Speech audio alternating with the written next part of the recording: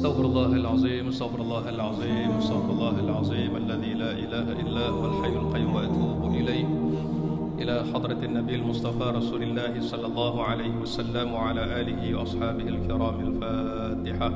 أعوذ بالله من الشيطان الرجيم. بسم الله الرحمن الرحيم. الحمد لله رب العالمين الرحمن الرحيم مالك يوم الدين إياك نعبد وإياك نستعين اهدنا الصراط المستقيم صراط الذين أنعمت عليهم غير المغضوب عليهم ولا الضالين آمين. السلام عليكم ورحمة الله وبركاته. بسم الله الرحمن الرحيم. الحمد لله رب العالمين والصلاة والسلام على أشرف الأنبياء والمرسلين سيدنا مولانا محمد وعلى آله وأصحابه أجمعين. اللهم صل على سيدنا محمد الفاتح لما أغلق والخاتم لما سبق والناصر الحق بالحق والهادي إلى صراطك المستقيم وعلى آله وصحبه حق قدره مقداره العظيم. سبحانك لا علم لنا إلا ما علمتنا إنك أنت العليم الحكيم. لا حول ولا قوة إلا بالله العلي العظيم. أما بعد. Semulakan seluruh para jemaah yang hadir pada kuliah duha kita pada pagi ini, mudah-mudahan semuanya berada dalam rahmat, keberkatan dan juga memperolehi kasih sayang daripada Allah Subhanahu Wa Taala, dan moga-moga majlis ilmu kita ini akan dikira sebagai sebahagian daripada amal-amal kebaikan. Allah rezekikan kita menerima buku catatan amal nanti di hari akhirat dengan tangan kanan, dan rezekikan kita bersama dengan Nabi kita Muhammad sallallahu alaihi wasallam. Allahumma amin ya rabbal alamin. Tuan-tuan dan puan rahmat Allah sekalian, insya-Allah pada pagi ini kita sambung lagi perbahasan kita ataupun cerita kita berkaitan dengan suratul Kahfi, ibrah dan juga pengajaran daripada surah yang mengandungi 110 ayat ini. Sudah tentu berdasarkan sabda Nabi sallallahu alaihi wasallam dan juga pengalaman para sahabat serta para ulama tafsir yang menyatakan surah ini terlalu banyak khazanah yang dapat kita terokai. Apa mesej yang tersurat, yang tersirat, sehingga kan bila surah ini dijadikan amalan mingguan kita, sudah tentu ada hikmah yang sewajarnya kita teliti daripada satu ayat demi satu ayat, agar kisah ini bukan sekadar berlalu begitu sahaja, kita baca macam cerita biasa-biasa, tetapi hakikatnya surah ini merupakan surah yang sangat banyak pengajaran. InsyaAllah dengan barakah kita mengambil ibrah daripada tulisan-tulisan ulama silam ini, hikmah dan pengajaran itu masuk dalam diri kita insyaAllah. Baik, kita telah ceritakan pada siri 1 yang lepas tentang bagaimana surah Al-Kahfi ini, tema yang Allah Subhanahu Wa Taala telah adakan dalam surah ini tentang kebesaran Allah Azza wa Jalla. Ada 4 kisah yang menjadi teras cerita suratul Kahfi. Kisah pemuda, kisah orang kaya, kisah penuntut ilmu, dan kisah seorang pemimpin bernama Zulkarnain. Keempat-empat cerita ini temanya Masya Allah la quwwata illa billah. Kamu akan menyaksikan nanti pelbagai bentuk keajaiban. Maka setiap kali kamu jumpa keajaiban dalam peristiwa itu, kita balik pada tema dia, Masya Allah. Semua yang berlaku itu atas kehendak Allah. La quwwata illa billah.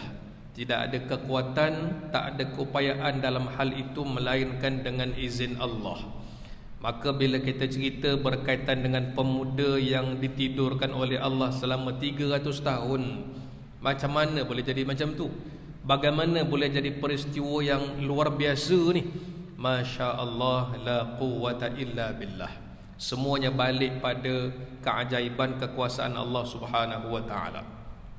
Sebagai mukaddimah sebelum kita sambung ayat yang ke-11 pada pagi ini, kisah pemuda Al-Kahfi, kisah pertama, kisah pemuda ni.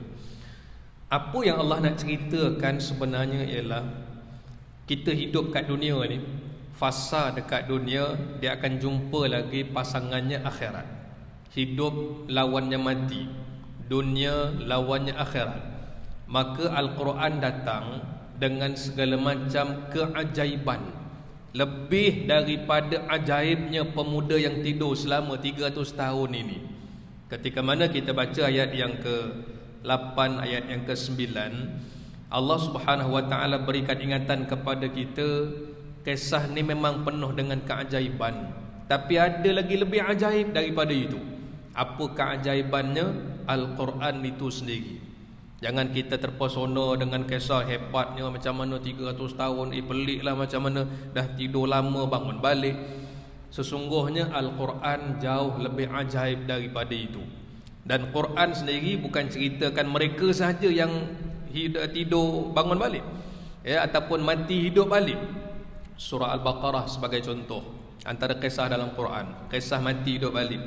Orang yang ditidurkan ataupun mati ni, mati selama berapa tahun? 100 tahun. Surah Al-Baqarah ada cerita macam mana orang yang dimatikan 100 tahun hidup balik. Kisah kedua, kita baca kisah berkaitan dengan Nabi Musa alaihi wassalatu wassalam. Bagaimana Allah perintahkan untuk Nabi Isa, macam mana ketika burung yang dibunuh, dicincang bagi pada 4, disepahkan 4 bahagian antara gunung, tiba-tiba boleh bercantum balik dan hidup semula dengan izin Allah. Kisah Nabi Isa yang dikurniakan mukjizat oleh Allah, yang mati boleh dihidupkan balik. Kisah siapa lagi? 70 orang Bani Israel yang mengaku tiba-tiba diri mereka hebat, tiba-tiba Allah matikan mereka, tidurkan mereka, bangun balik. Jadi banyak rupanya cerita dalam Quran mati hidup balik ni. Tambah dengan cerita pemuda ni, kita akan jumpa 5 cerita dalam Quran kisah mati hidup balik. Jadi perkara ini bila kita baca, nak menunjukkan Allah Subhanahu wa taala amat mudah untuk nak meyakinkan atau beritahu pada manusia ni, setiap kehidupan ada kematian, dan kematian itu ujungnya nanti akan dibangkitkan semula satu waktu yang ditetapkan oleh Allah Subhanahu wa taala. Baik, kita mulakan pada pagi ini ayat yang ke-11 dalam suratul Kahfi, Al-Quran muka surat 294. A'udzubillahi minasyaitonir rajim. Fadarabna 'ala adhanihim fil kahfi sinina adada. Allah nyatakan, lalu kami tidurkan mereka dengan nyenyak dalam gua itu bertahun-tahun yang banyak bilangannya. Mukadimah cerita ini, Allah Subhanahu wa taala ceritakan bagaimana pemuda ini kami jadikan mereka tidur dalam gua tadi nyenyak, sifatnya tu nyenyak, sinina adada, bertahun-tahun lamanya. Belum ada lagi cerita 309 tahun, tapi cerita muqaddimah, Allah bagi ringkasan awal. Surah ini cerita bermula dengan ringkasan terlebih dahulu. Kamu lihat bagaimana pemuda ini tidur dalam keadaan nyenyak. Apa cerita nyenyak dalam ayat ni? Ala azanihim, kami jadikan pendengaran mereka pada waktu itu langsung tak dengar apa-apa. Kita hari ni orang Melayu mungkin sebut istilah apa, tidur mati kot. Orang cakap ke dekat luar, orang bising ke, ada orang menyanyi ke, suara bising, nyenyak juga tidur. Sebab apa? Pendengarannya tertutup rapat. Batu selagi mana kita kalau tidur tutup mata tapi masih dengar lagi orang bercakap, rasa belum nyenyak lagi tidur. Maksud nyenyak ni apa? Langsung tak dengar apa dah. Bayangkan pemuda yang diselamatkan oleh Allah daripada raja yang zalim pada waktu itu, tidur dalam gua dalam tempoh beberapa tahun yang lama. Sudah pasti cerita ini penuh dengan keajaiban. Dan bagi kita yang baca Quran, kita nak tahu siapa orang ni. Kenapa dalam ramai-ramai manusia daripada zaman Adam AS sampailah saat mana Quran ini diturunkan, kenapa pemuda yang ini terpilih? Bukankah ramai lagi pemuda dekat luar sana? Kenapa mereka terpilih? Sebab mereka ini orang yang Allah kurniakan iman, dan mereka jaga iman itu baik-baik dengan doa. Ayat 10 kan kita cerita pada pertemuan yang lepas. Doa mereka, Rabbana atina min ladunka rahmah wa hayyi' lana min amrina rasyada. dua sumber yang mesti dapat dari Allah.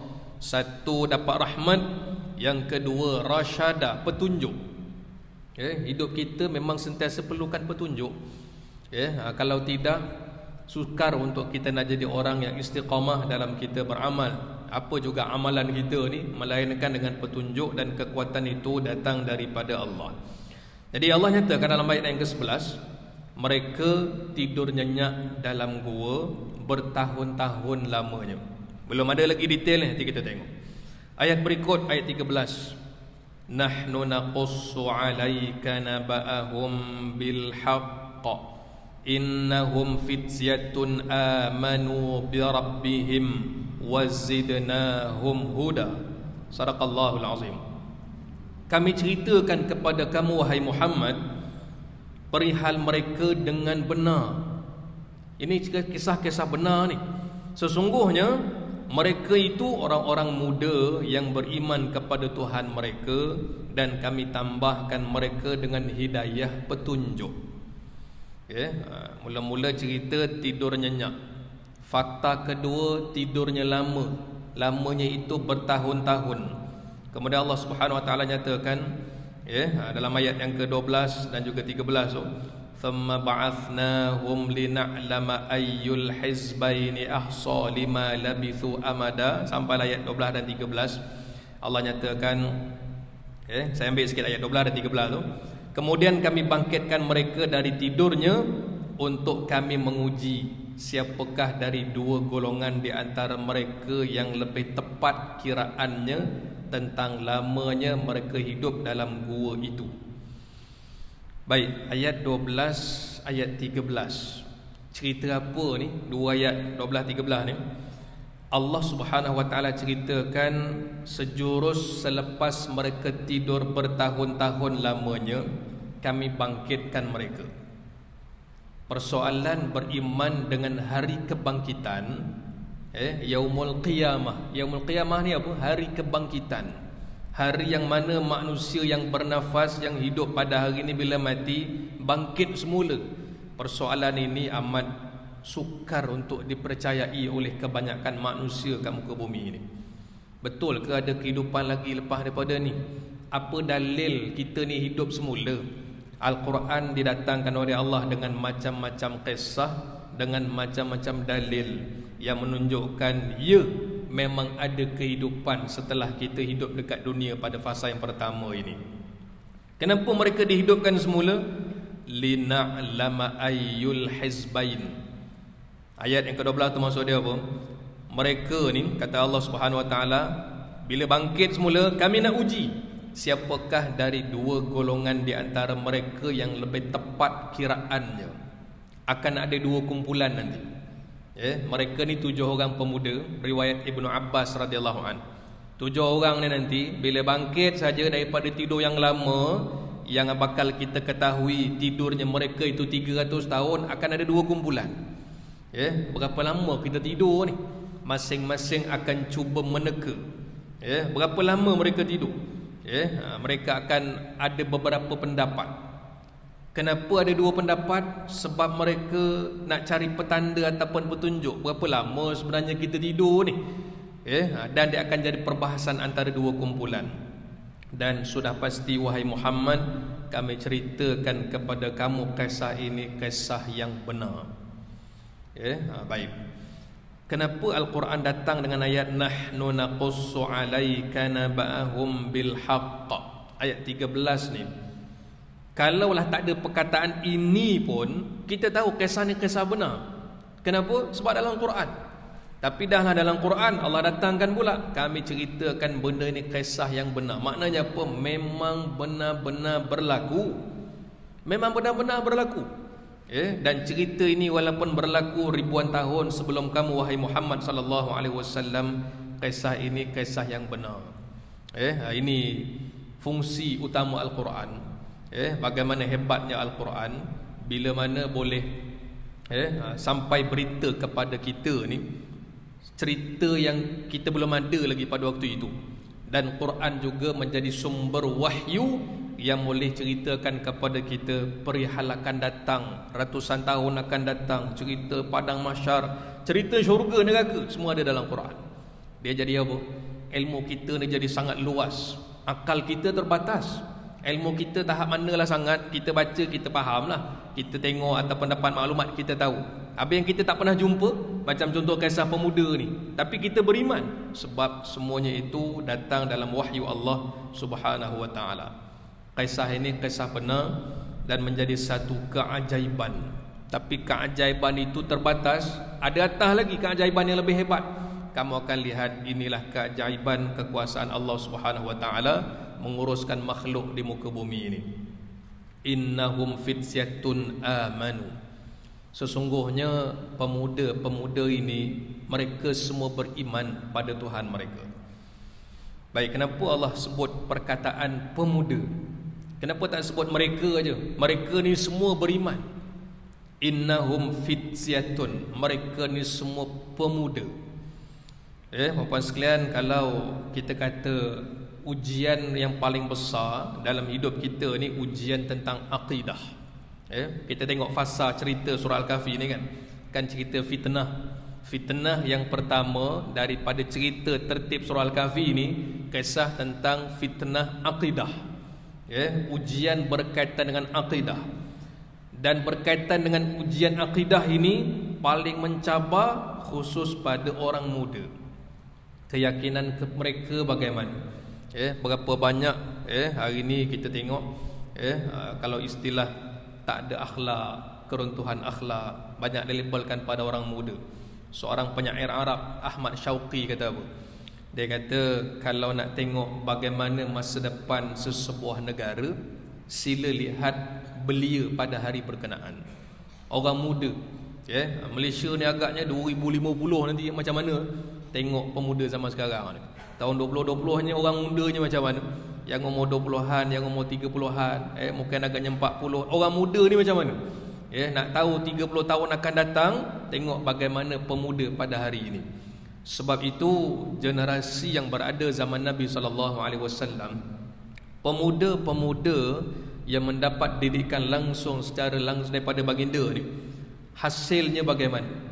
Nabi bukan sekadar jadi pemimpin yang hebat, tapi Nabi boleh mendidik dan melatih anak muda pada waktu itu.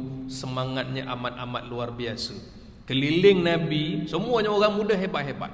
Sehingga kan bagaimana pengalaman Saidina Usamah, 17 tahun 17 tahun Usamah bin Zaid, 17 tahun boleh jadi panglima perang dalam keadaan Umar Al-Khattab masih hidup, Khalid Al-Walid masih hidup. Tiba-tiba yang jadi panglima dalam peperangan Mu'tah seorang pemuda umur 17 tahun. Perkara itu kita rasa 17 tahun. Hari ini kan kita kata dengan mungkin penakutnya lain budak zaman sekarang. Kan dulu 17 tahun jadi panglima perang dah. Ketika diutuskan oleh baginda Nabi sallallahu alaihi wasallam. Orang-orang muda yang bersemangat, yang mereka ini menjadi nyalaan obor yang paling bermakna bagi perjuangan Islam pada waktu itu.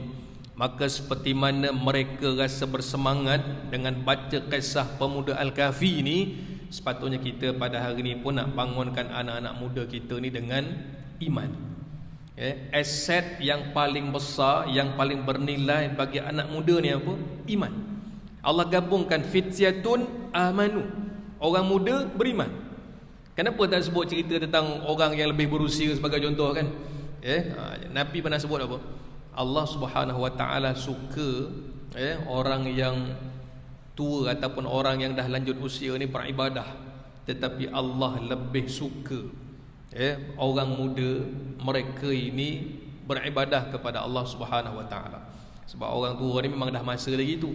Kalau cerita masjid, kalau cerita baca Quran, kalau cerita bangun malam, mereka dah terbiasa dah. Mak ayah kita, orang tua kita dah biasa dah dengan cerita sembahyang malam ni, dah rutin lah, tak pelik bagi mereka ni.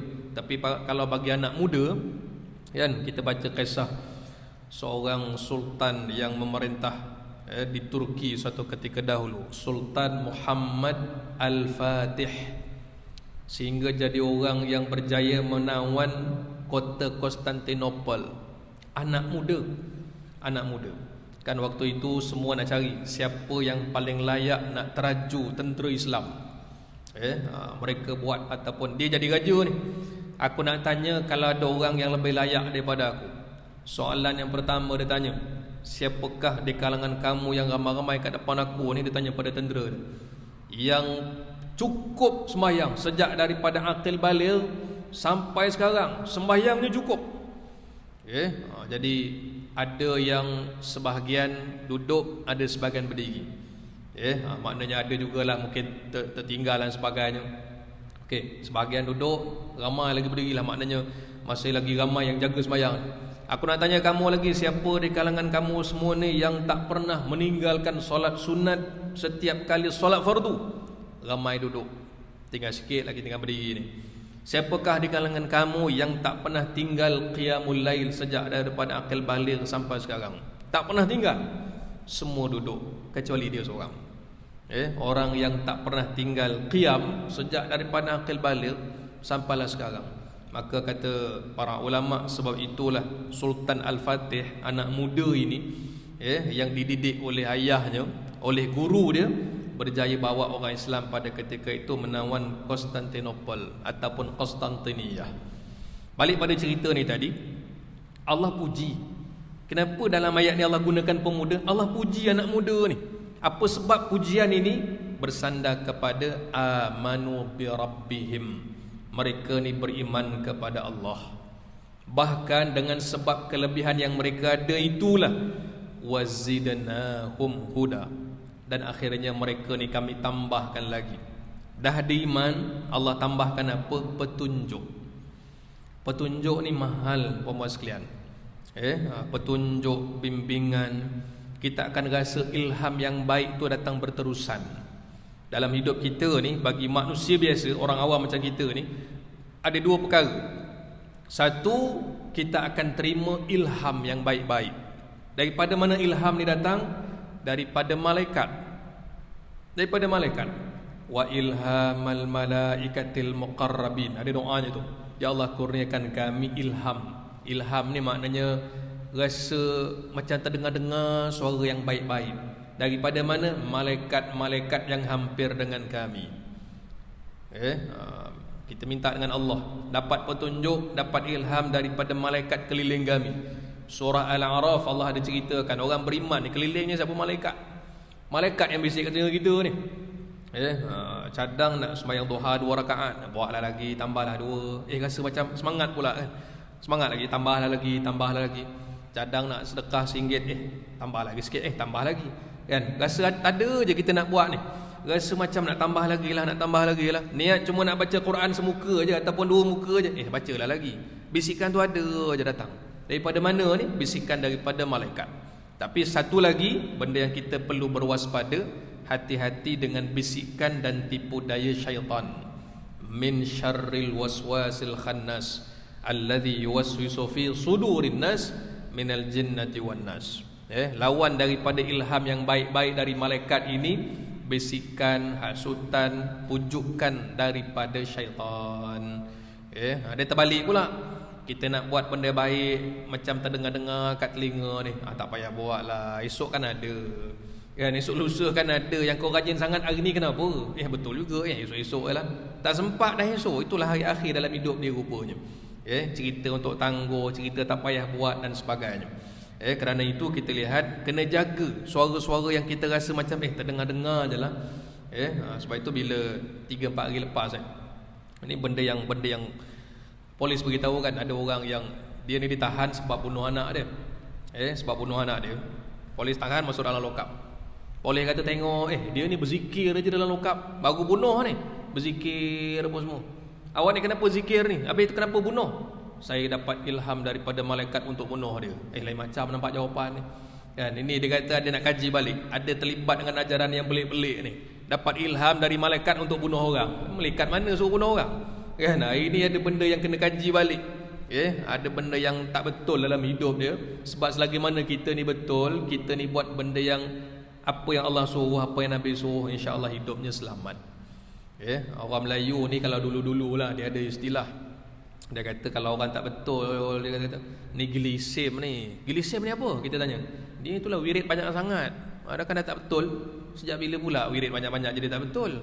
Kan? Kita yang salah baca ni ataupun cara kita beramal salah. Banyak mana pun zikir, insya-Allah petunjuk makin banyak, hidayah makin banyak. Mana ada istilah gila isim orang kata apa? Dia ni itulah zikir banyak sangat sebab tu jadi macam ni. Rupanya yang dia baca tak betul. Doa dia mungkin tak betul ataupun ayat dia tak betul. Na'udzubillah min dzalik. Kerana itu kita lihat surah Al-Kahfi, Allah Subhanahu wa taala puji pemuda ini. Bukan pujian saja-saja, tapi mereka ni bukan sekadar baik, tambah lagi pula dengan petunjuk daripada Allah Subhanahu wa taala. Tuan-tuan sekalian, kejayaan mereka boleh bertahan daripada kezaliman ataupun kekufuran pada waktu itu. Bukan sekadar mereka ni beriman, bukan sekadar mereka dapat petunjuk semata-mata. Hidup nak selamat ni ada tambah lagi ni. Bukan itu aja. Okey, kita dah beriman dan insya-Allah dapat petunjuk. Apa lagi yang kita perlukan dalam hidup untuk selamat? Warabatna ala qulubihim idh qamu. Allah nyatakan dalam ayat ke-14, dan kami kuatkan hati mereka dengan kesabaran dan keberanian. Satu ada iman, yang kedua dapat petunjuk, yang ketiga Allah beri kekuatan. Warabatna, warabat maknanya Allah ikat, jaga baik-baik. Kenapa fahaman kita tentang Islam ni namanya akidah? Akidah ni apa? Simpulan. Bila kata beriman, ada akidah, simpulan itu takkan terlepas sampai bila-bila. Hidupnya iman, matinya iman, bangkit padang mahsyar iman, masuk syurga pun dengan iman. Kita bukan guna sampai akhir hayat aja, sampai nak masuk syurga dengan iman. Sebab itu syurga ada tingkatan, ada darjat dan sebagainya. Jadi kejayaan mereka ini bukan sekadar amalan mereka semata-mata, tapi kami ikat hati mereka baik-baik. Hari ini satu ada istilah doa, dia panggil apa? Doa rabitah. Allahumma innaka ta'lamu anna hadhil quluba qad ijtama'at ala mahabbatik. Akhir tu baguslah. Doa tu nama dia doa rabitah. Ra alif ba ta ta. Rabitah ni apa? Doa yang kita harapkan, ya Allah, ikat baik-baik kefahaman kami, akidah kami, jangan sampai terlerai. Apa pun yang datang, fahaman yang pelik-pelik dan sebagainya, kita tengok, kita tahu dah benda tak betul ni. Kan? Kita macam mana nak tahu benda tu betul, benda tu salah? Jawapannya ilmu. Dengan ilmu yang kita belajar lah kan. Kita datang masjid, surau, kita baca bincangan ilmu dan sebagainya. Dengan ilmu itulah Allah bagi rezeki kita boleh menilai, oh benda ni betul, benda ni salah. Dia bukan boleh rasa-rasa. Apa kau rasa macam mana? Aku rasa macam tak betul je. Macam mana tahu tak betul? Rasanya lah. Rasa tak pakai. Nak menilai sesuatu tak pakai rasa. Rasa ni kalau makan okey lah, masin, manis dan sebagainya. Tapi untuk menilai betul tak betul, ilmu yang ukur. Ilmu kita yang ukur. Kita kata, oh dalam Quran kata gini, tapi dibuat macam ni pula. Jadi ilmu kita yang menilai perkara tu, oh ni betul, ini salah. Jadi Allah Subhanahu wa taala ikat hati mereka ni baik-baik. Sebab itu hidup beriman, tidur 309 tahun, bangkitnya pun bersama dengan iman.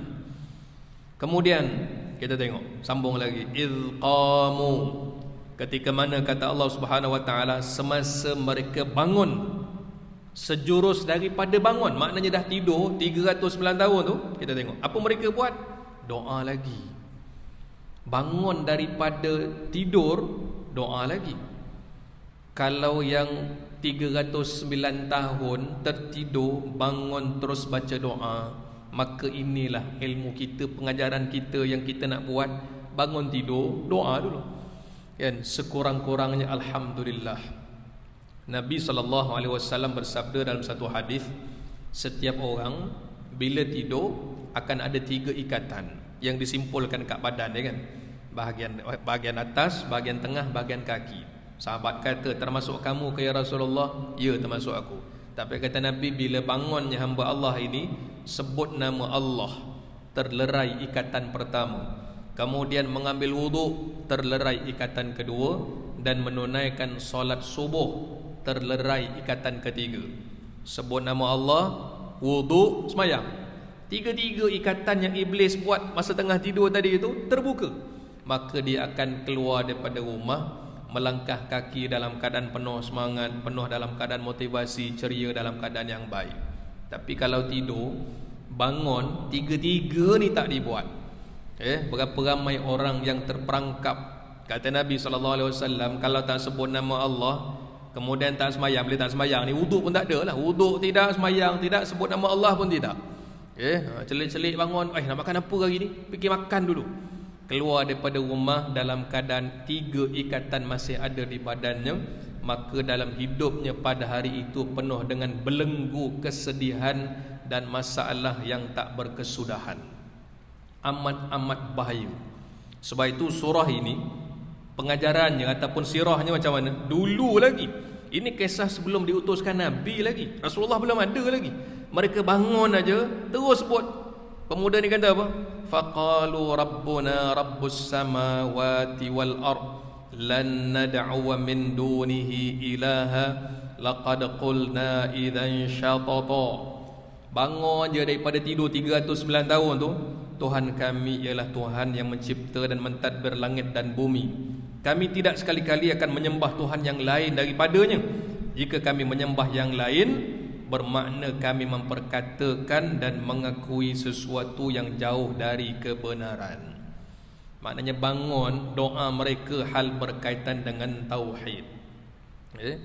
Sebelum takdirnya tertidur, kan, mereka doa tadi, ayat yang ke-10, kan, ayat yang ke-10 sampai ayat yang ke-14 doa lagi. Maknanya memang kita nampak apa ciri-ciri pemuda ni beriman dalam surah ni. Cirinya apa? Mereka penuh dengan doa. Sebelum tertidur tu dengan doa, mereka bangun tidur pun dengan doa. Ini benda yang sangat asas dalam hidup kita lah. Kerana itu kita bila jadi umat Nabi SAW, antara perkara yang paling cantik dan yang paling baik, kena kejar betul-betul doa-doa yang ma'thur. Apa makna ma'thur? Mim alif hamzah tha waw ra. Doa-doa ma'thur. Makna dia apa? Doa-doa yang terbaik. Ma'thur ni apa? Doa dalam Quran. Dan yang kedua, doa-doa yang diajar oleh Nabi SAW. Doa ni sangat banyak.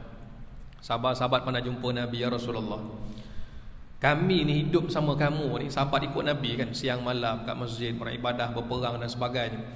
Kami tengok kamu ni, ya Rasulullah, banyaknya lah doa yang kamu baca. Kami tak mampu nak terikut semua sekali. Sahabat ni, iman para sahabat bukan macam kita. Dia tengok Nabi, dia kata, ya Rasulullah, banyaknya doa kamu baca ni, kan, tak terikut kami. Salman Al-Farisi tanya. Sebab itu Imam Nawawi bila buat satu buku kan, Al-Azkar, himpunan zikir-zikir. Bukan doa je, doa dan zikir. Doa ni saya sarankan semua orang mesti ada kat rumah satu. Al-Azkar. Bahasa Melayu ada buku tu kan, doa terjemahan, doa-doa yang dibaca oleh Nabi SAW. Saya pun tak hafal semua, berapa ratus muka surat tu kan, tapi kita ada masa kita baca. Tak hafal pun tak apa, baca kan. Kerana Nabi SAW orang yang paling hebat contoh dan teladan dalam bab mengingati Allah. Bila sahabat tanya, banyaknya doa kau baca Rasulullah, kami nak baca doa ni tak terikut kami. Jadi Rasulullah kata, nak tak aku ajar kamu doa yang merangkumi semua sekali. Kau baca ni all in one, semua ada. Itu yang Nabi ajarkan. Allahumma inna nas'aluka minal khairi kullihi, ajlihi wa ajlihi ma alimna minhu wa ma lam na'lam. Tu ada juga. Ada juga dalam doa yang lain, Allahumma inna nas'aluka min khairi ma sa'alaka minhu nabiyyuka wa rasuluka Muhammad sallallahu alaihi wasallam, wa na'udzubika min syarri masta'adha bihi nabiyyuka wa rasuluka Muhammad sallallahu alaihi wasallam. Allahul musta'an wa antal balagh, la haula wala quwwata illa billah. Ada 5 baris kalau kita doa tu lah. Sebahagian secara ringkas makna doa dia apa? Doa yang jadi merangkumi semua lah. Dulu Nabi pernah doa, kita tak ada kat belakang nak aminkan. Jadi hari ni ada doa dia. Ya Allah, apa yang Nabi pernah baca dulu, mohon kebaikan, hari ni kami mohon benda yang sama. Jadi berapa yang Nabi minta tu? 1,000 ke 10,000 kebaikan ke, mudah-mudahan kita dapat. Jadi doa tu doa yang Nabi ajar. Sama juga doa-doa dalam Quran ni kan. Doa Nabi Ibrahim, doa Nabi Musa, doa Nabi Sulaiman, adalah beratus doa Jadi doa-doa ni dipanggil doa yang ma'thur. Sebab apa? Sebab Allah nyatakan inilah sumber kejayaan bagi kumpulan yang dipilih oleh Allah Subhanahu Wa Taala, sebab doa mereka banyak. Oleh kerana doa banyak, dalam hidup mereka pun banyak keajaiban. Hari ni pun kita tengok zaman kita sekarang pun kan, berapa banyak keajaiban yang berlaku kerana doa. Ni cerita dulu, sekarang itu juga kan. Mungkin sakit kan. Ini seorang hamba Allah sendiri cerita dengan saya. Dia ada satu penyakit, sakit kanser lah kan. Orang kat Johor Bahru ni, dia kata, Ustaz, saya masuk hospital, doktor cek lama kat seminggu lah ni, monitor tengok apa semua. Dia kata, minta maaf tuan, kalau ikut pengalaman kita, doktor ni cakap dia berlapik lah, ikut pengalaman kita, biasanya orang macam ni 18 bulan aja kan, bagi tempoh tu. Dia kira sudah ni bulan 1, bulan 6 tahun depan tak ada dah kat dunia ni, 18 bulan. Dia kata, dia cerita kongsi pengalaman, Ustaz, saya fikir tak ada ikhtiar lain ke? 2 benda saya buat. Satu, saya doa banyak-banyak, hari-hari doa. Sebelum ni saya doa juga kata dia, tapi doa saya banyak. Dia ceritalah, saya doa banyak. Yang kedua, saya sedekah. Sedekah saya banyak. Jadi mereka akan cerita selepas 18 bulan hidup lagi pula, sihat, boleh dah keluar daripada hospital masa tu. Sihat 20 bulan, 24 bulan, sampai sekarang sihat lagi pakcik ni. Kan, boleh datang masjid macam biasa. Padahal doktor dah beritahu pakcik ada 18 bulan je ni. Jadi kenapa? Sebab doa yang kita pohon satu-satunya perkara yang boleh mengubah takdir. Takdir dekat langit, turun kat bumi ni. Takdir daripada langit turun ke bumi. Doa daripada bumi naik ke langit. Kan, kata para ulama, jika bertembung 2 perkara, takdir turun bawah, doa naik ke atas, yang menang ialah doa. Dalam kurungan dengan izin Allah Azza wa Jalla. Atas izin Allah lah.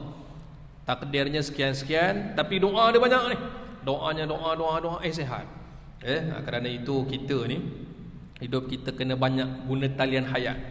Talian hayat ni maksud saya, kita doa, minta orang lain doakan kan. Kenapa ada contoh kita solat hajat kan, sahabat kita ni sakit, kita sembahyang hajat sama-sama, kita doakan. Doa sendiri tak boleh ke? Boleh. Tapi ini syafaat daripada kawan-kawan kita ni. Sebab orang beriman, hidup kita ni antara beruntungnya jadi umat Nabi SAW, kita saling berkongsi syafaat. Syafaat ni bukan cerita akhirat je, dunia saling berkongsi syafaat. Hari ni orang doa, kita aminkan, esok kita baca, orang aminkan. Di kalangan kita yang hadir ni, kalau contoh pagi ni kan, yang datang dalam masjid ni kan, kalau kita doa sama-sama, kita tak tahu doa siapa Allah akan angkat dulu ke langit kan? Kita tak tahu doa siapa. Dalam 100 orang, siapa yang Allah akan angkat dulu naik ke langit. Dan nilai doa yang diterima tak terima ni bergantung pada amalan masing-masing. Maka dalam hadis kursi kalau kita baca, malaikat cerita, wahai Tuhan, aku baru datang daripada bawah ni, daripada bumi ni, aku bawa ni je satu-satunya orang yang makbul doanya untuk dihantar kepadamu ya Allah. Semua doa, 100 orang doa contohnya, satu je sampai ke langit. Soalan dari Allah, dalam keadaan Allah tak tanya pun, Allah Maha mengetahui. Wahai malaikat, yang seorang ni dibaca kat mana? Dalam satu majlis ya Allah. Yang lain-lain ada juga, tapi yang lain tengah KIV dulu, belum sampai masa nak dimakbulkan lagi. Kata Allah Subhanahu Wa Taala dalam hadis kursi itu, kalaulah si fulan ni tadi berada dalam satu majlis, doa dia makbul, yang lain-lain pun dalam majlis yang sama aku makbulkan semua sekali. Itu beruntungnya kita ni berada dalam majlis doa ramai-ramai kan, menumpang syafaat. Datang 100 orang kan, tiba-tiba satu doa naik ke langit, kita menumpang syafaat, kita pun dapat sama. Kerana Allah kata apa? Aku akan berikan ataupun makbulkan hajat semua yang hadir dalam majlis berkenaan. Kerana sebab itulah kita contoh Asmaul Husna, Yasin malam Jumaat kan, apa-apalah majlis yang ada doa, itu barakahnya sangat tinggi. Sebab doa kita, betul kita boleh doa, tapi yalah, amalan kita pun bukan banyak sangat kan, dengan orang lain yang lebih-lebih alim daripada kita ni, insya-Allah semuanya mendatangkan kebaikan. Baik, sambung lagi dalam cerita ni, ayat yang ke-15, kisah pemuda yang dipuji oleh Allah kerana iman dan istiqamahnya mereka.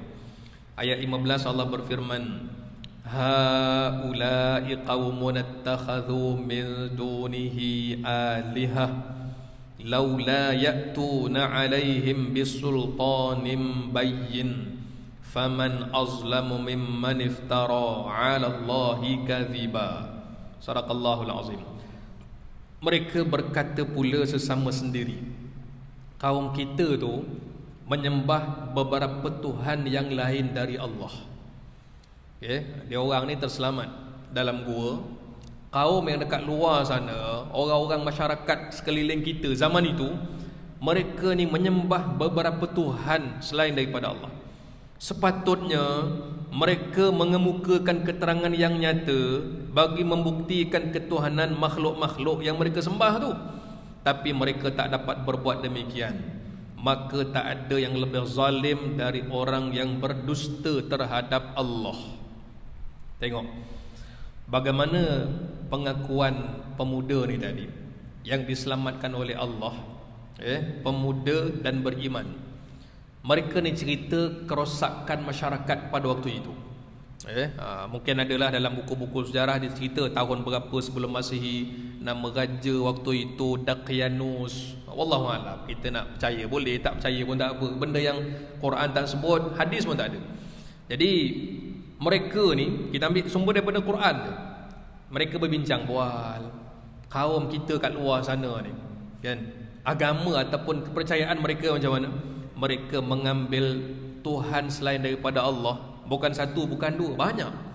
Mereka ni banyak sangat Tuhan-Tuhannya, kan. Tengok zaman Nabi SAW, antara masalah besar ataupun peperangan yang paling besar Nabi nak lepaskan tradisi Arab jahiliah ni apa? Tuhan-Tuhan yang mereka sembah. Keliling Kaabah pada waktu itu, Kaabah ni 360 berhala. Punyalah banyak. Dan ada dua berhala yang paling besar, iaitu Lata dan juga Uzza. Asal doa je Abu Jahal, Abu Lahab, mereka akan sebut, demi Lata, demi Uzza aku akan bunuh Muhammad. Nama dua berhala yang paling besar ni. Yang lain-lain banyaklah. Keliling Kaabah pada waktu itu, mereka letak kat bahagian atas keliling Kaabah, dekat kawasan Safa Marwah, kiri kanan penuh dengan berhala pada waktu itu. Sebenarnya hadirin sekalian, antara jenayah yang paling besar yang berlaku dalam sejarah tamadun manusia zaman Nabi SAW, Nabi ceritakan, kalau sebelum daripada aku ni, kan, kita tengok kan, manusia ni asalnya apa? Beriman. Zaman Nabi Adam beriman, anak Nabi Adam. Tapi berhala ni mula zaman bila?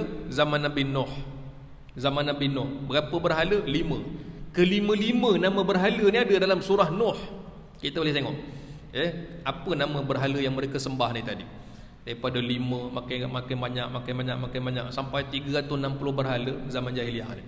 Jadi soalan Nabi, kenapa kamu sembah Tuhan-Tuhan ni? Wahai Muhammad, kenapa engkau bawa kami supaya sembah siapa? Allah, sembah Tuhan yang kamu kata cerita sembah Allah ni. Sedangkan ni lah Tuhan datuk nenek kita. Mereka mendakwa Nabi ni bawa benda baru. Dulu ayah kami bawa Tuhannya ini, dulu datuk kami inilah Tuhannya. Kenapa kamu bawa Tuhan yang baru? Dah lah Tuhan yang baru tak nampak pula.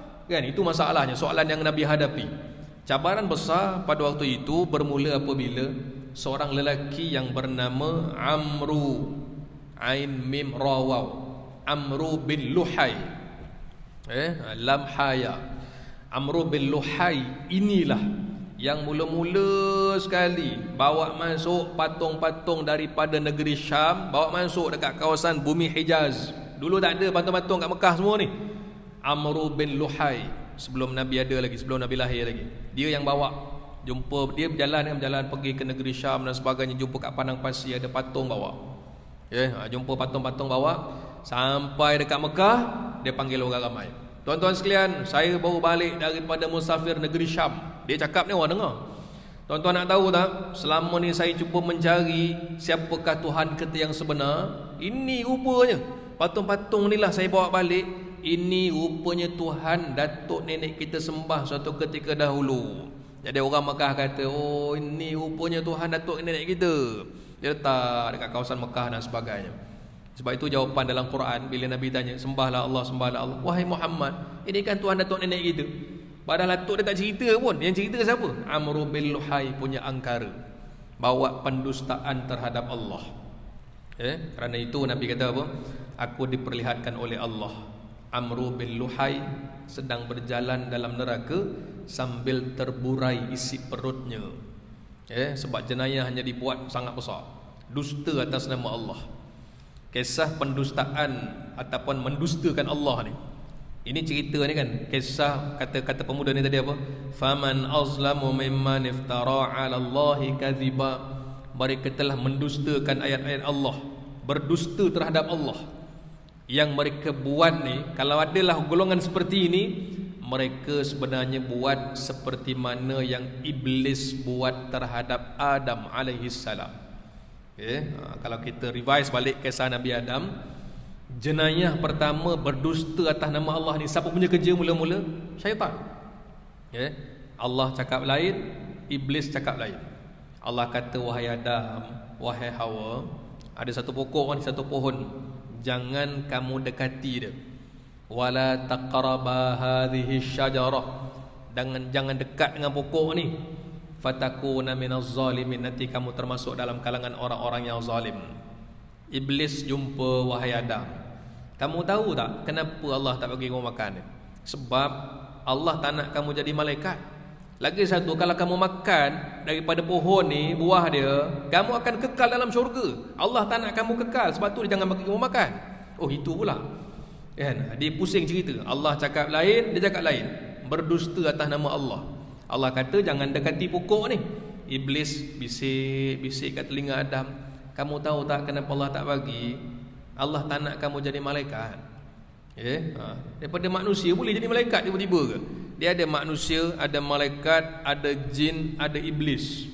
4 makhluk. Asas kejadian pun berbeza. Daripada tanah, daripada api, daripada percikan api, kan, daripada cahaya malaikat. Mana boleh bertukar-tukar? Hari ni malaikat, esok jadi makhluk lain. Hari ni manusia, esok jadi malaikat. Itulah tipu daya iblis tadi. Nabi Adam terpedaya lah? Tak terpedaya pun, kan? Tak terpedaya. Berapa banyak siri penipuan iblis atas nama Allah. Tapi Nabi Adam dan Hawa tak terpedaya pun. Tapi akhirnya termakan juga, ataupun tersilap juga. Akhir yang sampai buat keluar dekat dunia tu kan. Kerana apa? Kerana iblis bersumpah atas nama Allah. Yang ini memang sangat terkejut lah. Bila iblis bersumpah aja, Nabi Adam terlupa hal tentang larangan itu. Terlupa. Itu kisahnya lah, bagaimana Allah Subhanahu Wa Taala bawakan kisah tentang ayah kita semua, baginda Nabi Adam alaihi wassalatu wassalam. Baik.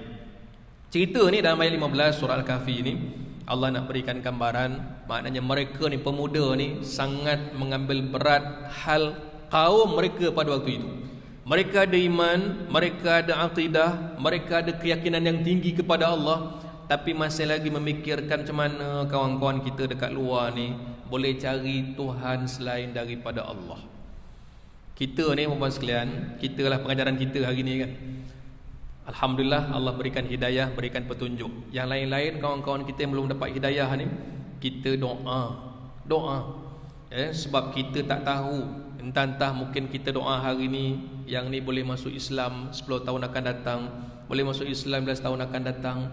Ada seorang cikgu kan cerita dengan saya juga, kisah seorang guru ni, dia ngajar pernikahan Islam di sekolah.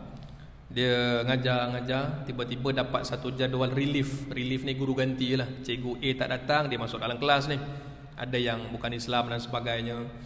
Tiba-tiba cikgu ni tanyalah tentang semayang tak semayang saja, perbualan dengan anak-anak pelajar kan. Jadi cikgu ni tengok ada seorang pelajar perempuan pakai baju kurung tapi tak pakai tudung. Awak semayang subuh pagi tadi? Minta maaf cikgu, saya bukan Islam. Oh ya ke? Muka macam Islam. Cikgu tu tanya, awak semayang subuh, yang lelaki perempuan semualah semayang apa semua. Awak semayang subuh pagi tadi? Minta maaf cikgu, saya bukan Islam. Apa cikgu ni kata? Tak apalah, saya doakan awak dapat hidayah satu hari nanti. Tu je ayat cikgu ni. Tak apalah, saya kan awak Islam, saya doakan awak dapat hidayah satu hari nanti. Bulan bila gitu? Bulan Ogos yang lepas. Pelajar ni pun dah keluar sekolah lepas SPM. Datang semula pakai tudung. Awak ni yang saya ngajar hari tu kan, saya masuk kelas kan? Ya cikgu, sekarang saya dah Islam. Macam mana awak boleh Islam? Saya teringat itu cikgu masuk dalam kelas, cikgu boleh doakan saya dapat hidayah. Saya terus terfikir cikgu. Jadi sekarang saya umur pun dah lepas, dari segi undang-undang pun saya dah boleh buat. Saya dah Islam cikgu, alhamdulillah. Cuma apa? Doa aja. Bukan kempen cerita tentang Islam macam mana, sekadar doa aja. Moga-moga awak dapat hidayah.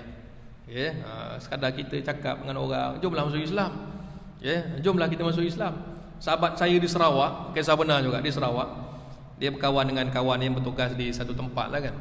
Ajak makan minum dah lama, kawan sekolah. Tiba-tiba lepas makan dia kata, aku macam teringin lah nak cakap. Dia kata apa? Tengah-tengah minum ni, jomlah masuk Islam. Tengah-tengah minum, kawan dia yang agama Buddha ni tepuk meja. Sudah, selama dia berkawan baik, tiba-tiba aku ajak Islam, dia tepuk meja pula. Dia kata apa? Aku dah berkawan dengan kau dekat 15 tahun. Hari ni baru aku dengar, hari ni juga aku nak masuk Islam. Aku tunggu siapa nak ajak aku ni. Aku nak tunggu ayat ni lah. Berbelas tahun aku kawan dengan orang Islam, ayat ni aku nak tunggu ni. Siapa yang ajak aku? Jadi bila ayat ni, jomlah masuk Islam. Kata dia, hari ni juga aku masuk Islam. Masya Allah kan. Allah boleh bagi hidayah pada siapa pun Allah nak kan. Allah boleh bagi hidayah siapa je. Cuma kita ni, ikhtiar kita apa? Sekurang-kurangnya kita doa, kena ambil berat hal-hal sahabat kita yang lain. Moga-moga bila Islam aja, syurgalah hujungnya, mudah-mudahan. Baik. Kemudian Allah ceritakan sambungan ayat berikut, ayat yang ke-16. Masih lagi kisah pemuda ini. Allah berfirman, wa idh i'tazaltumuhum wa ma ya'buduna illallah fa'wu ilal kahfi yanshur lakum rabbukum min rahmatih wa yuhayyi' lakum min amrikum mirfaqa. Sadaqallahul azim. Allah nyatakan, dan oleh kerana kamu telah mengasingkan diri dari mereka, dari apa yang mereka sembah yang lain dari Allah, maka pergilah kamu berlindung di gua itu, supaya Tuhan kamu melimpahkan dari rahmatnya kepada kamu dan menyediakan kemudahan-kemudahan untuk menjayakan urusan kamu dengan berikan bantuan yang berguna. Wa idh i'tazaltumuhum. Puan-puan pernah dengar perkataan beruzlah kan? UZLAH ataupun Ain Zai Lamha. Beruzlah ni, istilah beruzlah kan, bawa dirilah musafir jauh-jauh kan. Beruzlah ni bawa dirilah mengembara kan, bawa diri. Tapi maksud ayat Allah dalam Al-Quran ni, wa idh i'tazaltumuhum, mengasingkan diri, bukan mengasingkan diri dari segi fizikal, mengasingkan diri daripada apa? Tak nak bercampur dengan urusan akidah kamu semua ni. Baik, kita tengok zaman Nabi, kait zaman Nabi kan. Rasulullah SAW masa berada di Mekah, dan memang Nabi pun orang Mekah, lahir di Mekah, keluarga Nabi di Mekah. Nabi juga mengasingkan diri dari akidah yang dipakai oleh orang Mekah pada waktu itu. Nabi tetap berada di Mekah, Nabi tak tinggalkan mereka, Nabi tak pergi cari tempat lain. Malah aku nak jumpa dengan orang ni sembah patung semua, tidak. Berada sama-sama dengan mereka, rumahnya pun jiran gitu juga. Tapi beruzlah, mengasingkan diri daripada akidah yang dipegang oleh diorang semua ni. Hidup satu tempat, tapi mereka mengasingkan diri daripada kepercayaan yang tak betul yang dipegang oleh mereka ni semua. Kerana itu kita lihat, bila istilah lakum dinukum waliyadin, bagi kamu agama kamu, bagi kami agama kami. Kita hidup bermasyarakat. Ayat satu perkataan je, wa idh i'tazaltumuhum, ketika kamu meninggalkan mereka, mengasingkan diri dari mereka dalam hal akidah, bukan lagi fizikal, tempatnya ke situ juga. Ini perkara yang sangat baik. Allah nak cerita hebatnya mereka ni. Satu perkataan je ni kita ambil, wa idh i'tazaltumuhum, masih lagi dalam bab Allah puji mereka. Macam mana hidup dalam satu masyarakat tapi orang ni masih lagi boleh jaga iman. Oh, ini orang bukan biasa-biasa ni, tak ada istilah apa, hanyut dengan persekitaran yang ada, tak mungkin. Quran bagi tahu, ataupun format cerita dalam Quran, ada banyak kisah manusia yang boleh jaga iman dengan baik walaupun persekitaran tak baik. Contoh pemuda Al-Kahfi.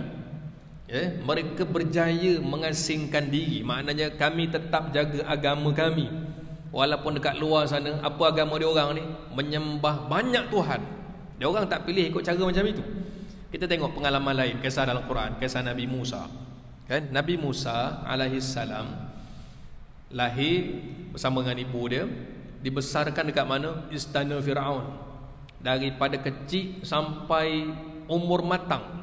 Walaupun tak tahu kisah remaja Nabi Musa bagaimana, tapi lama, bertahun-tahun hidup dalam istana yang bukan sahaja orang memuja Firaun, tapi Firaun mengaku diri, bahkan mengaku diri sebagai Tuhan. Persekitaran dengan berhala, dengan patung, dengan orang puja Firaun, tapi perkara itu langsung tak menjejaskan kewibawaan seorang anak muda yang bakal jadi nabi. Kalaulah hari ini ada orang berhujah, saya ni dulu baik, macam mana kawan-kawan saya semua tak elok, persekitaran saya tak elok, macam mana? Itu yang saya teruk juga hari ini. Salahkan orang, salahkan persekitaran. Awak ni dulu baik, itulah memang saya baik, tapi itulah kawan-kawan saya persekitaran tak menyokong. Bukanlah maknanya kita menafikan nak menghidupkan persekitaran yang baik, tapi nak cerita masih ada lagi ruang nak memperbaiki diri. Walaupun keliling tadi semua tak elok, persekitaran tak elok, tapi mereka berjaya menahan diri mereka daripada terjebak dengan perangai yang tak elok seperti itu. Sebab itu kita lihat bagaimana Nabi SAW, cerita ni semua dengan zaman Rasulullah kan. Macam mana Islam yang berada dalam kumpulan minoriti. Mula-mula dakwah ni bukan ramai kan, 2-3 orang aja, 10 orang Islam kan. Mana ada syiar lagi dekat Mekah. Kita tak jumpa lagi solat berjemaah, cerita azan, tak ada. Kat Mekah tak ada cerita. Cerita sebelum hijrah Nabi ni, hidup dekat Mekah yang kena seksa, orang kena zalim, kena fitnah dan sebagainya. Mana ada cerita sembahyang berjemaah, cerita puasa bulan Ramadan, haji, apatah lagi, mana ada. Islam hidup dalam keadaan yang berhati-hati semua. Bukan takut, berhati-hati. Soalan kalau kita tanya kenapa dekat Mekah zaman-zaman Nabi mula jadi Rasul kan, kenapa Nabi tak terus ambil senjata bunuh semua orang Mekah ni kan? Sedangkan Nabi bersama dengan bantuan dari Allah, perang aja dia orang ni. Soalannya kalau begitu apa jawapannya? Allah tak suruh macam itu. Allah tak suruh macam itu. Allah tak suruh. Sebab itu kalau contoh Nabi jumpa siapa nama? Sumayyah yang nak dihukum oleh tuan dia kan, masuk dalam air yang mendidih dan sebagainya, Nabi ziarah. Nabi cuma kata apa? Sabran ali Yasir fa inna mau'idakumul jannah.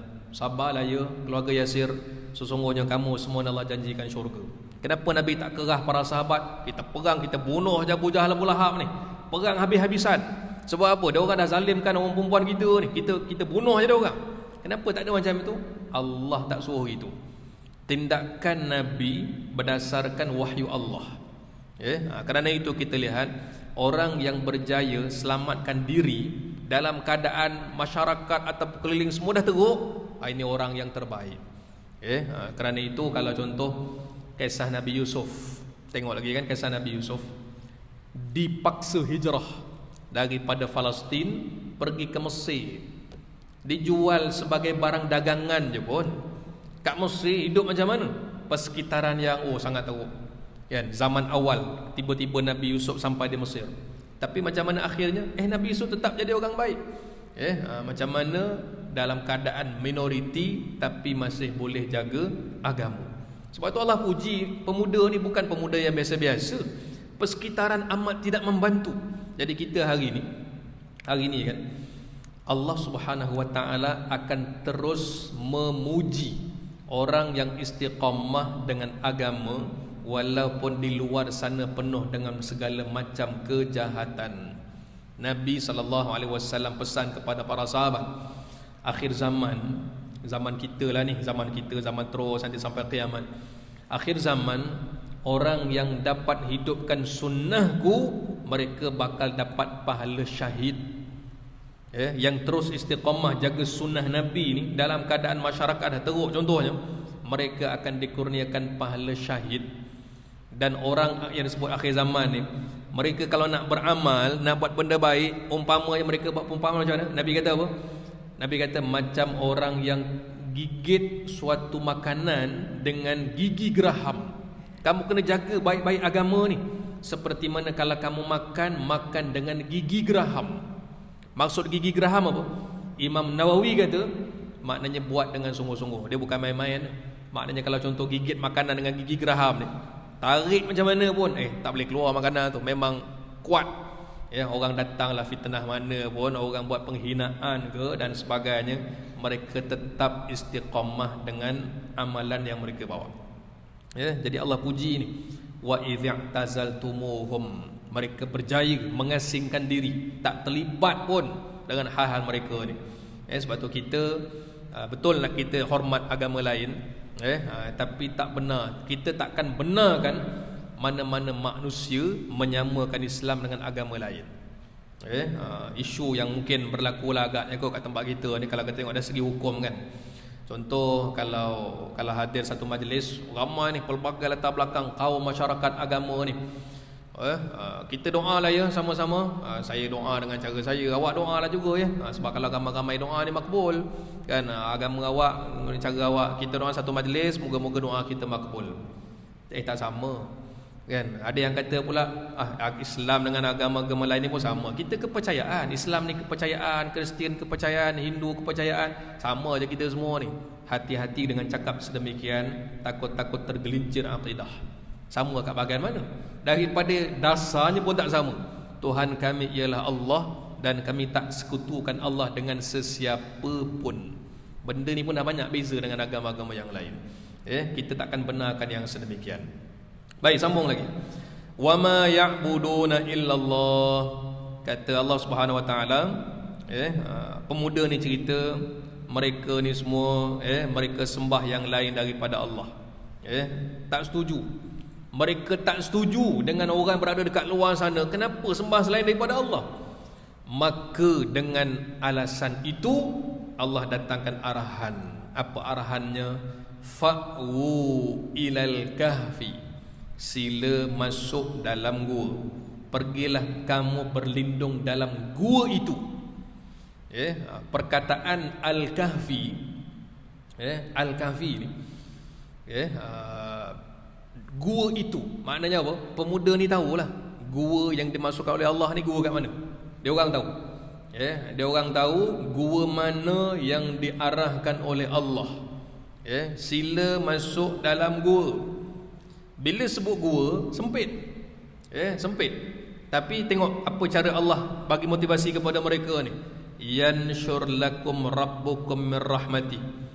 Di gua yang sempit tempat kamu berlindung itu, Tuhan akan melimpahkan rahmatnya kepada kamu. Kamu akan, gua sempit tapi rahmat Allah luas. Kemudian kami akan sediakan kemudahan bagi menjayakan urusan kamu dengan berikan bantuan yang berguna. Seolah-olah Allah nak bagi tahu, wahai pemuda sekalian, sekarang ni tak ada cara lain kamu nak selamat, kena masuk dalam gua. Kalau kamu terus juga dekat luar ni akan ada masalah. Mungkin sebagian kamu akan dibunuh dan sebagainya. Sila masuk dalam gua. Dalam gua yang sempit itu akan diluaskan bagi kamu. Allah akan luaskan rahmat kamu. Tempat yang secara fizikalnya kamu rasakan sempit, tapi dalam gua tu nanti Allah akan kurniakan rahmat. Dan ayat-ayat berikut Allah akan detailkan apa rahmat yang bakal menyusul bila hamba ni tadi dengar arahan Allah. Cerita-cerita pemuda masuk gua kan, duduk dekat bandar. Sebelum-sebelum ni dialognya dekat bandar. Tapi bila datang arahan Allah untuk masuk gua, buat benda yang susah lah senang cakap ni. Dengan sebab mereka redha, kamu redha, akan ada rahmat yang bakal menyusul. Benda yang susah, benda berat. Dalam agama ni tuan-tuan sekalian, kita taat kan, kita sebagai hamba. Tak semua orang rasa benda tu ringan. Puasa daripada 7 pagi sampai 7 malam. Ada setengah orang kata okey je puasa, tapi ada setengah orang berjihad sungguh nak puasa ni. Kan bangun malam, ada orang mungkin biasa je. Nak bangun sampai sejam sebelum subuh, tapi ada orang sangat berat. Dalam kesusahan kamu mentaati Allah tu nanti, ada rahmat yang bakal menyusul. Dan kemudian Allah akan mudahkan kamu. Urusan-urusan kamu tu nanti Allah akan tolong. Jadi dua manfaat. Masuk gua ni ada rahmat yang bakal menyusul, dan urusan-urusan kamu nanti Allah akan mudahkan. Ini bukan cerita masuk gua je. Kalau kita baca kisah pemuda masuk gua, kita ni apa pula zaman hari ni? Konsepnya Allah nak bagi tahu, bila kita taat, kan, Allah suruh apa pun, walaupun kita fikir ya Allah, banyak benda yang kita rasa kena korban, kan, benda yang mungkin mula-mula kita buat belum 100%, kan, tapi kita pegang dua perkara. Allah akan kurniakan rahmat, Allah akan tunjukkan jalan keluar. Ada masalah, kesulitan, berkat daripada kita taat tu tadi. Contoh kita ambil orang pergi Mekah, kan, orang pergi Mekah, kan, kisah bagaimana orang zaman silam, Abdullah bin Mubarak pergi haji 67 kali. 67 kali dulu. Zaman sekarang ada lagi orang yang pergi haji setiap tahun. Ada orang pergi umrah tiap-tiap tahun. Setahun mungkin 2-3 kali bahkan. Kan, kalaulah kita kirakan duit dia, sekali pergi 7,000. Pergi anak beranak 5-6 orang pula tu, sekali pergi 40,000. Nanti tahun depan doakan saya pergi mana? Mekah lagi. Tahun lepas pergi lagi. Nanti tahun depan kenduri lagi. Doakan saya pergi mana? Pergi Mekah. Awak ni pergi Mekah tiap-tiap tahun. Saya ni baru nak ngumpul seorang, kurang lagi. Baru nak pergi seorang, tolak lagi duitnya. Kita tengok makin lama duit keluar banyak ni, tapi setiap tahun boleh pergi. Kenapa? Sebab nombor satu taat, kan. Allah suruh sampai ke sana, pergi ke Mekah Al-Mukarramah. Kemudian Nabi dah beri jaminan. Allah Subhanahu wa taala, kata Nabi, akan berikan jaminan tidak akan miskin, bahkan rezekinya berganda-ganda bagi orang yang datang menziarahi Baitullahil Haram. Janji dari Nabi tu. Kerana itu banyak peristiwa pelik, ajaib. Bukan ajaib tajuk pergi Mekah tu, ajaib manusia mentaati Allah, rezeki datang tanpa disangka-sangka. Saya jumpa dengan seorang perempuan yang bertugas sebagai pengawal keselamatan dekat Lakin, dekat berapa tahun lepas, 4 tahun lepas kot, saya tak ingat lah, nama pun saya tak ingat. 4 tahun lepas datang satu syarikat agensi umrah, tanya, ni umrah ni berapa ya harga? Sebulan sekian-sekian. Sahabat saya ni cerita, saya nak pergi boleh bayar deposit dulu makcik? Ni saya bayar semua. Bayar semua? Orang lain semua bayar 1,000 dulu, saya bayar semua. Okey lah, akhirnya rekahkan cerita, pergi. Balik lepas 3 bulan, dia kerja tak jauh daripada syarikat tu lah. Datang dengan uniform baju pengawal keselamatan tu. Kata kawan saya ni, masalah apa pula Kak? Balik 3 bulan lepas ada barang yang tak ambil ke? Saya nak pergi lagi. Nak pergi lagi? Okey lah, nak bawa kawan saya. Bayar. Macam nak bayar deposit, saya nak bayar penuh. Akak ni kerja, saya pengawal keselamatan. Habis rezekinya tak tahulah, kata dia balik Mekah hari tu banyak pula rezekinya. Orang kira gaji berapa dapat, tapi rupa Allah bagi dia pula baru pergi lagi, kan. Yang nak pergi tak pergi, yang dah pergi nak pergi lagi, kan. Jadi keajaiban itu akan dirasai kerana apa? Ketaatan. Allah ada macam-macam cara nak bagi kita ni. Allah ada macam-macam cara nak bagi kita. Kita pun tak terfikir cara tu, kan. Kita nak selesaikan masalah ni, cara 1, 2, 3, 4, rupa Allah bagi cara ke-10, kita pun tak terfikir, kan. Macam orang yang nak buat satu perkara, kan, fikir cara mana agak je dapat ni, kan. Sebab tu kata para ulama, kata Imam Al-Marhum Imam Sya'rawi, jangan kita bersedih atas kesedihan yang tiba-tiba menimpa. Sebab selepas kesedihan yang kamu tak terfikir itu, Allah akan berikan rezeki tanpa kamu sangka-sangka. Seperti mana kita tak terduga ujian pada hari ini, yakinlah satu masa nanti Allah bagi rezeki yang kita pun tak sangka-sangka. Tak usah pelik, kenapalah macam ni, sebab kalau kita sabar, habis daripada tempoh tu, Allah akan bagi rezeki tanpa disangka-sangka. Mungkin tuan-tuan yang hadir pada hari ini ada pengalaman masing-masing, kan. Kita rasa tentang keluasan rahmat Allah, rasa tentang keberkatan, berkat benda yang tak boleh kita ukur.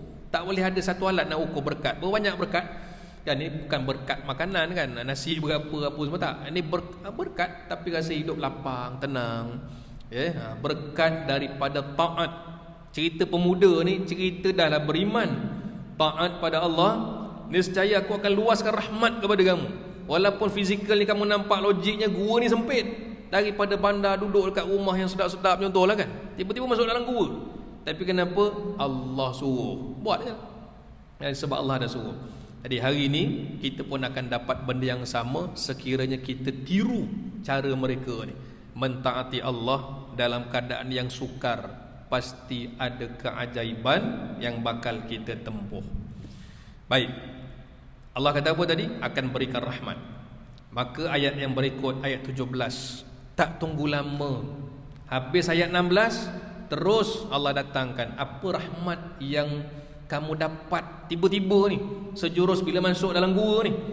Allah berfirman, wa tarasyamsa idza tala'at tazawaru an kahfihim dzatal yamin wa idza gharabat taqriduhum dzatasy shimal wa hum fi fajwatin minhu dzalika min ayatillah man yahdillahu fahuwal muhtad wa man yudlil falan tajida lahu waliyyam mursyida. Sadaqallahul azim. Ayat 17 Allah berfirman, dan engkau akan melihat matahari ketika terbit cenderung ke kanan dari gua mereka, dan apabila terbenam meninggalkan mereka ke arah kiri, sedangkan mereka berada dalam satu lapangan gua itu. Saya ambil sebahagian dulu. Ayat 17 ni Allah Subhanahu Wa Taala ceritakan berkaitan dengan geografi ataupun kedudukan gua ni macam mana. Rahmat yang pertama daripada kisah ini kan, rahmat yang pertama ketika mana Allah Subhanahu Wa Taala datangkan tempat mereka berada dalam gua ni. Berada dalam gua, biasanya kalau contoh waktu pagi ke, kalau tak waktu petang ke, nanti matahari terbit atau matahari terbenam, cahaya akan masuk. Ciri-ciri yang Allah ceritakan dalam ayat 16, ayat 17 ni, gua ni matahari terbit sebelah kanan gua, matahari terbenam sebelah kiri gua. Maknanya cahaya matahari tak masuk dalam gua ni pagi ataupun petang. Kamu tengok matahari tu, daripada terbit sampailah dia terbenam, cahaya matahari itu takkan masuk ke dalam gua. Kalau tidur, kita tidur kan, kat mana-mana lah tempat pun, bila terasa bahang matahari, mesti rasa panas lah, kita rasa tak selesa dah tidur kan. Kat mana-mana lah sekali pun, bila ada cahaya matahari kan, malah daripada gelap tiba-tiba panas kan. Bayangkan pemuda yang tidur 309 tahun dekat gua ni kan, kalaulah tidak berlaku sedemikian, mesti mereka akan terganggu ataupun tersedar juga. Sebab apa? Cuaca panas. Jadi satu daripada rahmat Allah, mereka bukan sahaja selamat daripada orang-orang yang zalim yang nak bunuh mereka pada waktu itu, tapi mereka diselamatkan dalam keadaan tidur itu, nampaknya tak diganggu apa-apa pun, termasuk cahaya matahari. Tak ada apa-apa yang mengganggu pun. Orang yang hidupnya mengabdikan diri kepada Allah, hidupnya bertuhankan Allah, memang apa pun minta dengan Allah, benda yang lain tak ada apa mengganggu pun. Tak ada apa yang ganggu dia pun. Tak ada sesuatu pun yang boleh mengganggu hidup dia. Orang dengki ke, ataupun kita rasa ada kesusahan ke, tak ada masalah dalam hidup. Sebab apa? Hidup dia minta dengan Allah kan? Kerana ketaatan itu rahmat Allah datang. Antara rahmatnya, tidur mereka langsung tidak terganggu, walau dengan cahaya matahari. Baik, kita pegang cerita ni dulu. Pegang cerita ayat 17 ni. Kisah ini bermula dengan, surah Kahfi ni bermula dengan cerita pemuda yang tak kena cahaya matahari. Tapi penutup surah Al-Kahfi nanti kita akan jumpa dengan satu kaum yang tak ada tempat berlindung daripada cahaya matahari. Ini satu lagi keajaiban surah Al-Kahfi kan? Sebelum ni saya cerita surah Kahfi ini bermula dengan cerita gua kan. Cerita gua penutup dengan kisah Zulkarnain. Kisah Nabi bermula terima Islam daripada Gua Hira, dan hujungnya Islam tersebar luas ke timur dan barat. Cerita format surah Kahfi sama, daripada gua, kemudian Zulkarnain, perintah timur dan barat. Satu lagi keajaiban kita jumpa, kenapa kaum yang Allah ceritakan mula-mula ni langsung tak kena cahaya matahari, selamat kan, duduk dalam gua, Cahaya matahari kalau naik belah kanan, kalau terbenam belah kiri. Dia tak terbit daripada depan, daripada mulut gua ni. Tiba-tiba kita baca sampai nanti kisah Zulkarnain. Zulkarnain jumpa satu kaum yang tak ada satu pun terselamat daripada kena cahaya matahari. Soalannya kenapa? Tu nanti kita akan bincangkan. Siri ke berapa tu? Siri ke 8, 9 macam tu lah kan. Kenapa Allah sebut macam tu? Yang ni tak kena cahaya matahari, yang ni tak ada tempat berlindung daripada cahaya matahari. Dan apa kaitan dengan kita pula? Kan? Jadi ini semua satu keajaiban, bukan cerita orangnya aja. Sebab tu Allah cerita dalam surah ni kan, surah Al-Kahfi ni. Allah bukan cerita pemuda aja. Cerita siapa raja dia, orang kawasan itu agamanya macam mana, lokasi mereka sembunyi itu dalam gua atas arahan Allah tu di mana, dan Allah detailkan tempat persembunyian mereka yang confirm selamat bagaimana. Jadi kita tengok kat sini kan, Masya Allah la quwata illa billah. Semuanya perancangan Allah. Perancangan Allah. Tertib dan seninya, apa dipanggil, peraturan ketetapan Allah ni, kita sukar nak baca. Kita cuma tengok adalah hikmahnya lah kan. Hari ni zaman kita hari ni, kenapa agaknya Allah bagi gini? Tak usah cerita lah cerita COVID ni. Apa agaknya Allah nak bagi pada manusia ataupun pada dunia ni, dalam keadaan yang tak disangka-sangka, satu penyakit yang belum ada jumpa ubat sampai sekarang. Apa hikmahnya kita tak tahu. Nanti bila dah hujung nanti, ya Allah patutlah kan. Kalau apa nama, entah 5-6 tahun lagi, entah kita akan sebut, ya Allah syukurnya 2020 dulu COVID, kalau tak kan agaknya gitulah kan. Kita pun tak tahu. Syukur dulu ada COVID, kalau tak rasa aku tak jadi macam ni kan. Sekarang pun dah ada orang sebut kan. Sekarang dah ada orang sebut, ya Allah syukurlah Ustaz, syukur ada COVID. Saya mula terkejut juga kan. Tapi ada satu kisah dia yang bila saya dengar, bagusnya dia ni kan, dia boleh kata macam tu, patutlah dia boleh syukur kan. Ada orang lain kata, ya Allah cepatlah dapat ubat, saya syukur Ustaz sejak ada COVID ni kan. Adalah cerita dia 1, 2, 3 kan. Kita jadi suka pula dengar cerita dia kan. Bukan suka cerita penyakit ni. Maknanya orang ni berjaya melihat rahmat di sebalik musibah yang berlaku pada diri dia ataupun berlaku kat dunia pada hari ni. Tapi kisah tu berlaku bila kita tengok dengan baiklah. Bagaimana kita melihat, isunya sama, masalahnya sama, tapi mungkin orang lihat berbeza kan. Orang pertama tengok macam ni, orang kedua tengok macam ni. Mudah-mudahan kita melihat itu dengan sesuatu yang sama dengan pandangan dari Allah Subhanahu Wa Taala. Sekali lagi kita ambilkan ni, Allah nyatakan setelah Allah ceritakan tentang matahari, Allah letak satu kalimah ataupun ayat, wa hum fi fajwatim minhu. Ayat 17 tu kan. Mereka ni kata Allah Subhanahu Wa Taala, sebelum tu lagi minta maaf. Sebelum tu, Zatal yamin wa idza gharabat taqriduhum zatasy shimal. Mula-mula kedudukan gua, ayat 17 tu, kedudukan gua tadi tak masuk cahaya matahari. Zatal yamin wa idza gharabat taqriduhum zatasy shimal. Allah nyatakan mereka ni berada dalam gua ni, dalam satu lapangan gua yang mereka ni berpaling, sekejap ke kanan, sekejap ke kiri. Itu nanti ada kisah dalam ayat sambungan ayat ke-18. Dalam gua, wa hum fi fajwatim minhu. Gua ni ada satu tempat lapang dalam gua ni pintu dia sempit lah. Wa hum fi fajwatim, betul-betul dalam gua. Kalau ikut ilmu tafsir, dia ada 3. Satu kata dia gua ni dekat Turki, satu lagi dia kata dekat Syria, satu lagi di Jordan. Kalau ikut kitab yang saya baca, Dr. Salah Al-Khalidi, seorang pakar yang hidup lagi sampai sekarang di Jordan kan, dia kata lokasi ni mana? Jordan. Dengan kedudukan matahari yang ada naik terbenam, cahaya matahari tak masuk pun dekat mulut gua ni. Kedudukan gua yang ada di Jordan pada hari ini menempati kedudukan geografi yang diceritakan oleh Allah dalam Quran. Mana kalau ada gua tapi kita tengok cahaya matahari masuk, bukan, ni bukan gua ni. Sebab Quran bagi tahu cahaya matahari tak masuk. Ashabul Kahfi yang terletak di tengah-tengah bandar di Aman, jadi tempat sejarah yang boleh kita lihat lah kan.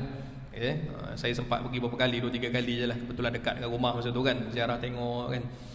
Ni rupanya kisah-kisah yang telah diceritakan oleh Allah Subhanahu Wa Taala. Semua perkara ni, zalika min ayatillah.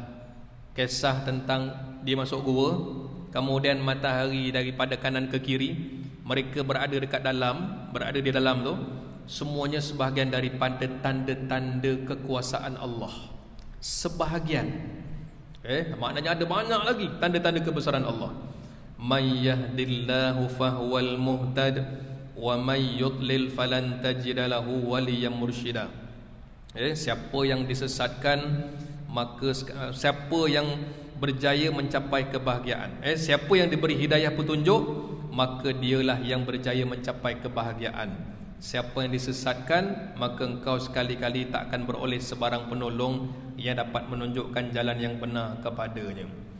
Ini semua tanda-tanda kebesaran Allah. Siapa yang Allah bagi petunjuk, dia dapat. Dan siapa yang Allah sesatkan, langsung tak ada petunjuk, tak ada perlindungan daripada Allah Subhanahu wa taala. Jadi kita ni memang, cerita ni masih lagi cerita apa? Cerita tentang hidayah, cerita tentang petunjuk, cerita tentang bimbingan. Doa kita kena banyak sebut pada macam itu. Ya Allah, berikan hidayah kepada kami, bimbinglah kami, tunjuklah kami, pandulah kami dengan sesuatu yang terbaik dalam hidup kami. Kerana apa? Babak daripada awal demi satu kisah pemuda ini, semuanya atas bimbingan dan tunjuk ajar daripada Allah Subhanahu wa taala, dan benda itu datang dengan asbab doa. Jadi siapa yang disesatkan oleh Allah, maka bagi mereka tak ada apa-apalah. Langsung tak ada penolong yang boleh nolong orang ni, yang boleh menunjukkan jalan yang benar kepadanya. Jadi betul kita baca ni kisah tentang pemuda, tapi dia punya intipati ceritanya cerita kita. Apa yang kita nak buat ni supaya akhirnya apa yang dinikmati oleh pemuda ni ribuan tahun yang lalu, pembaca Al-Quran pada hari ini juga boleh menikmati rahmat Allah yang sama. Kerana kekuasaan Allah yang diberikan kepada mereka ni asbab daripada amalan. Dan siapa juga yang mengambil semula pengalaman itu dan mereka amalkan, imannya tu ada, tawakalnya tu ada, doanya pun ada, insya-Allah mereka juga akan merasai keajaiban dalam hidup. Seperti mana kita baca kisah ni, kisah ajaib, kisah yang pelik, insya-Allah kita pun akan tempias sama berkat daripada mengambil ibrah daripada cerita yang kita baca sama-sama dalam Suratul Kahfi ini. InsyaAllah Bapak sekalian, kita berhenti sampai sini dulu. InsyaAllah kita akan sambung masih lagi kisah pemuda ini untuk ayat yang ke-18 akan datang. Cara mereka tidur pula. Dah cerita tentang fizikal gua dan sebagainya, cara tidur macam mana?